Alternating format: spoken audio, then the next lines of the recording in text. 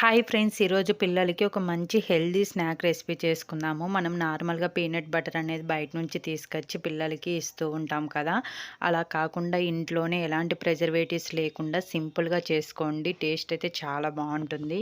So దీనికోసం కడాయి పెట్టుకొని ఒక కప్పు పల్లీలను వేసుకొని లో ఫ్లేమ్లో వేయించుకోవాలి.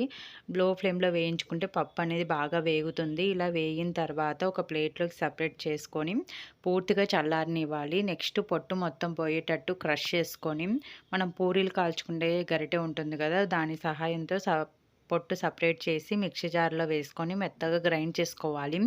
నెక్స్ట్ దీంట్లోకి చిటికెడు salt and 2 table spoon honey వేసుకొని మెత్తగా గ్రైండ్ చేసుకోవాలి.